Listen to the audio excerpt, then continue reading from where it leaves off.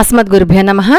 మనం ఏ పూజ చేసినా, ఏ స్తోత్రం చదివినా, ఏ శ్లోకం చదివినా తప్పులు లేకుండా చదవాలి అని పరమాచార్య స్వామి వారు ఎప్పుడూ చెప్తూ ఉంటారు.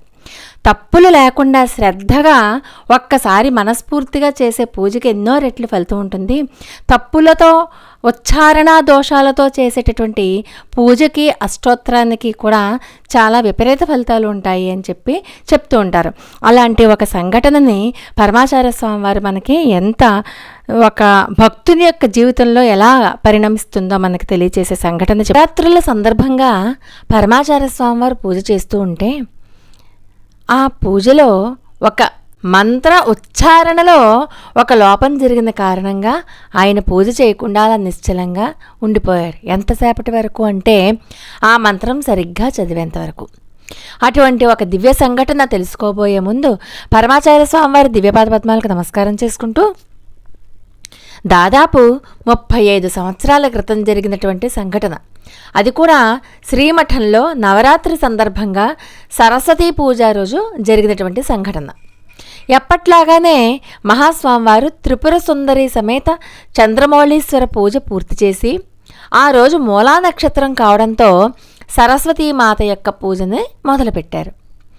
వైదికులొకరు స్వామివారి వద్ద కూర్చుని చేతిలో పుస్తకం సహాయంతో మంత్రభాగం చెప్తున్నారు.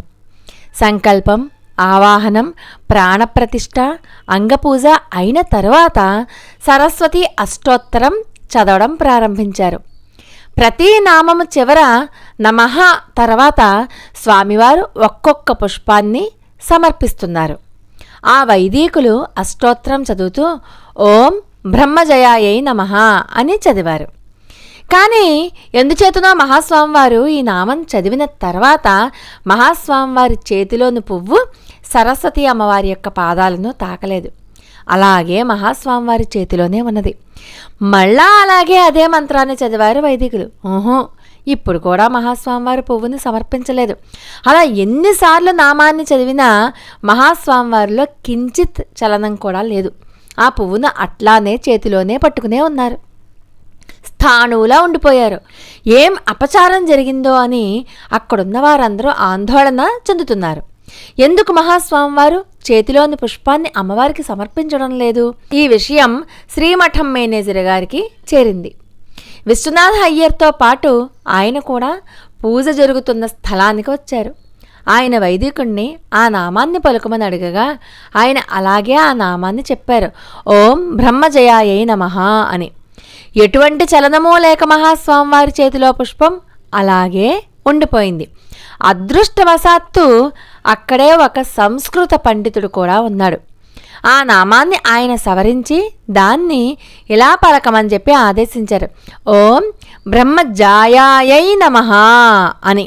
వెంటనే మహాస్వామివారి చేతిలోని పుష్పం అమ్మవారి పాదాల మీద పడింది. ఈ రెండు నామాలకి ఉన్న తేడా ఏంటంటే, ఓం బ్రహ్మజాయాయై నమః అంటే బ్రహ్మపత్ని అయిన అమ్మవారికి ప్రణామములు అని. ఓం బ్రహ్మజయాయై నమః అంటే బ్రహ్మను గెలిచిన అమ్మవారికి ప్రణామములు అని అర్థం. మహాస్వామివారు పూజని మనసా వాచా కర్మణ త్రికరణ శుద్ధిగా చేసేవారు, కానీ యాంత్రికంగా చేసేవారు కాదు. వారి పూజకట్టులో, మడికట్టులో వారికి వారే సాటి, కానీ వేరొకరు కాదు సుమా. అందుచేత ఆయన ప్రతి నామాన్ని కూడా అర్థసహితంగా భావిస్తూ చేసేవారు. కాబట్టి ఆ పువ్వు అమ్మవారి యొక్క నామాన్ని సరిగ్గా పలికిన తర్వాత అమ్మవారి పాదాల మీద పడింది. అందుకనే మనం నేర్చుకుని తప్పులు లేకుండా చదవాలి అని చెప్తారు. ఈ సంఘటన ద్వారా మనకి ఏం చెప్తున్నారు అంటే, మనం ఏ అష్టోత్తరం చేసినా, ఏ పూజ, ఏ శ్లోకం, ఏ స్తోత్రం, ఏ సహస్రనామాలు చదివినప్పటికీ కూడా తప్పులు లేకుండా చదవడానికి ప్రయత్నం చేయాలి. తప్పులు లేకుండా చదవాలి, లేకపోతే తెలిసిన వాళ్ళ దగ్గర నుంచి నేర్చుకునైనా చదవాలి అని. కాబట్టి దేంట్లోనూ కూడా ఆయన లోటు జరగడాన్ని సహించలేరన్నమాట. అపార కరుణా సింధుం జ్ఞానదం శాంతరూపిణం శ్రీ చంద్రశేఖర గురుం ప్రణమామి ముదాన్వహం. లోకా సమస్తా సుఖినో భవంతు. మరి ఒక అద్భుతమైన వీడియోతో మళ్ళీ కలుసుకుందాం. అంతవరకు నమస్కారం.